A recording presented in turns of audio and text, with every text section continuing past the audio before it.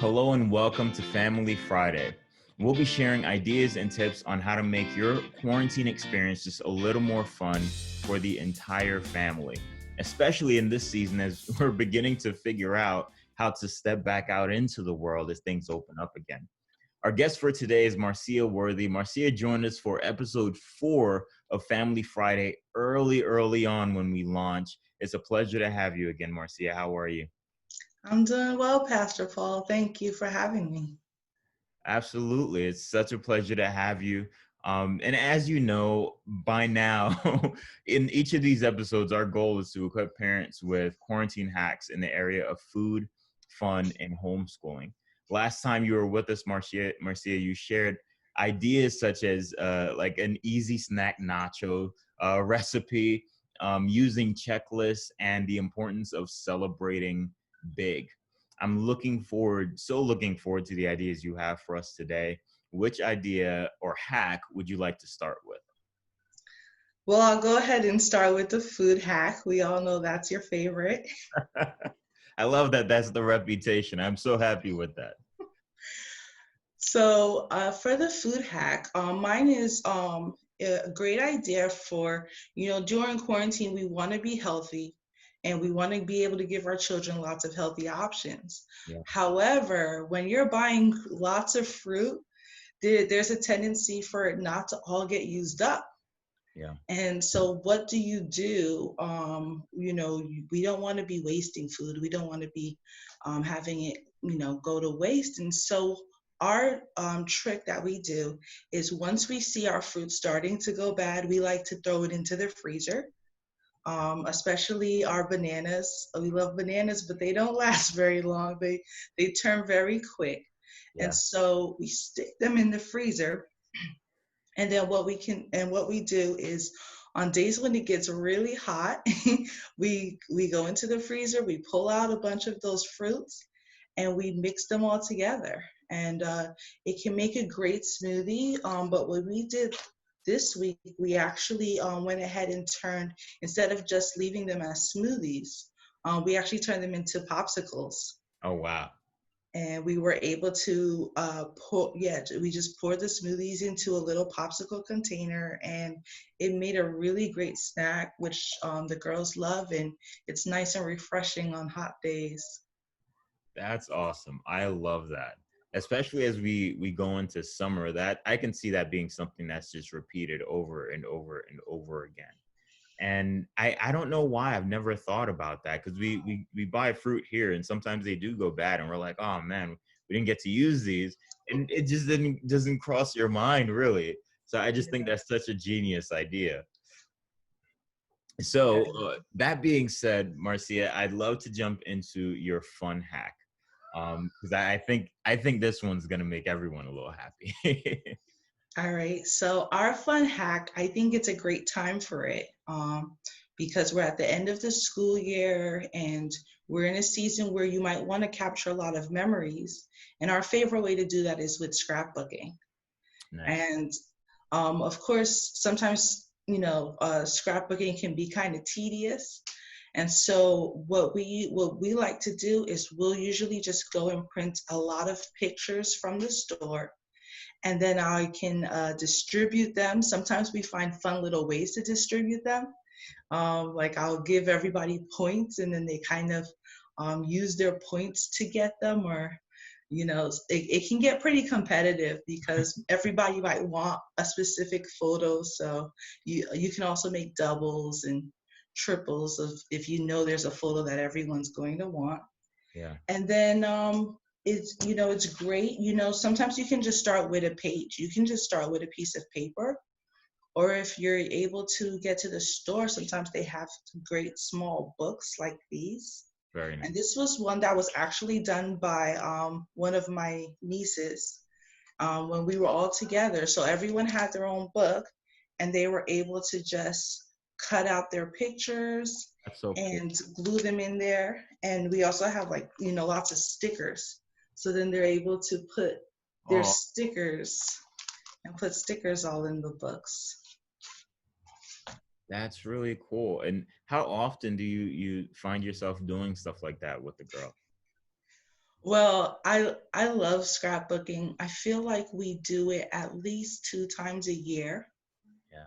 because it does turn into like a pretty big event. I know we did one earlier this year where we were like, we did exactly that. We printed some pictures, we all got together, and we just started cutting up those pictures.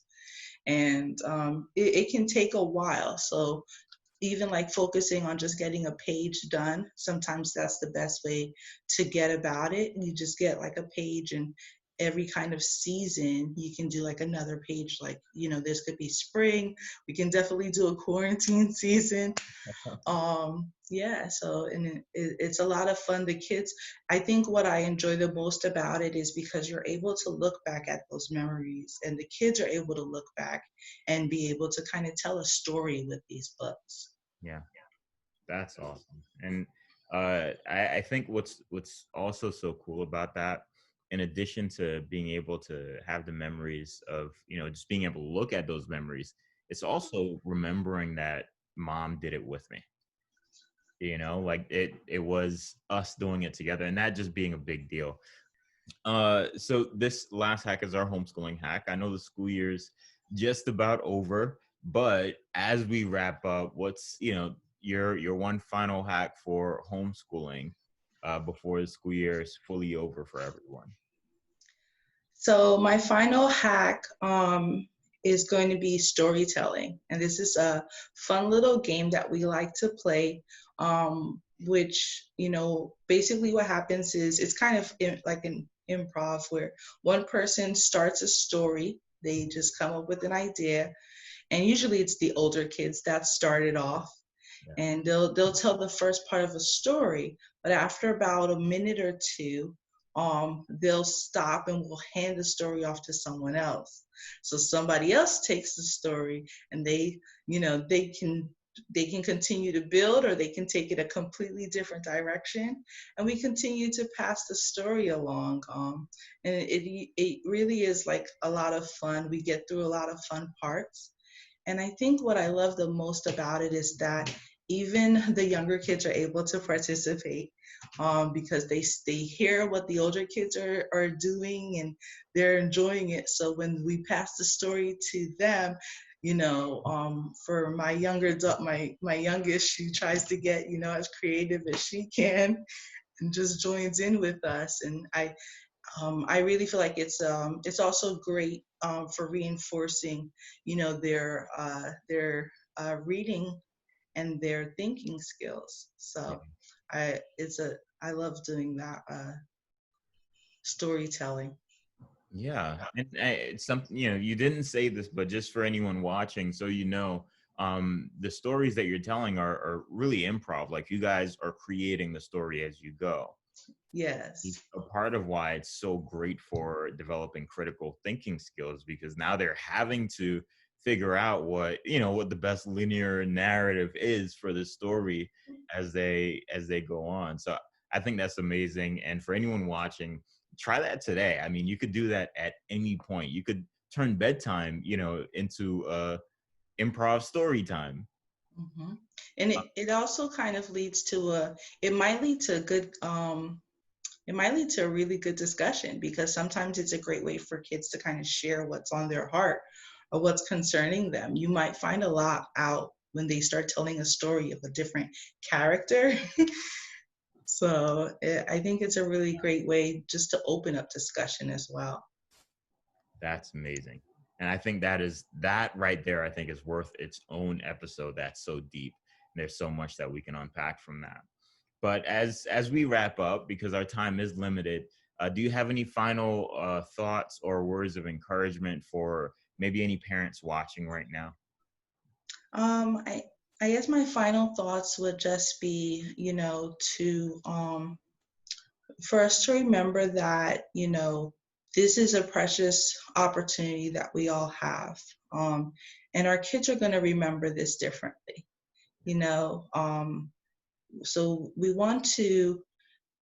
don't want to put so much pressure onto it, but just take it day by day, right? We can take it day by day, and we can try to see, really try to connect with our kids. I think it is important that we take time with each of them to kind of sit down and see how they're doing in this season and see, what their thoughts are and even what their hopes are for the next season as we start to move towards reopening. I think it's a really great conversation for us to have with our children so that they can express not just their concerns, but also their hopes and what they're looking forward to. Yeah, that's awesome. I love that. Marcia, thanks so much for being on with us today. Everything you shared was just so fun and so insightful.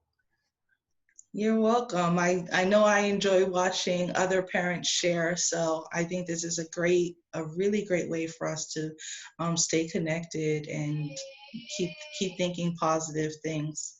Yeah. So for anyone watching, I want to encourage you to join us in our Facebook group and let us know what creative ideas you've explored with your own family and how it went. We would love to hear from you as well as learn from you. And, again, we want to thank Marcia for joining us today and for being on and sharing. And for everyone watching, thank you for being a part of Family Friday. If you found this episode helpful, be sure to like and subscribe. And if you found it really helpful, be sure to share it with a friend. God bless you. Until next time.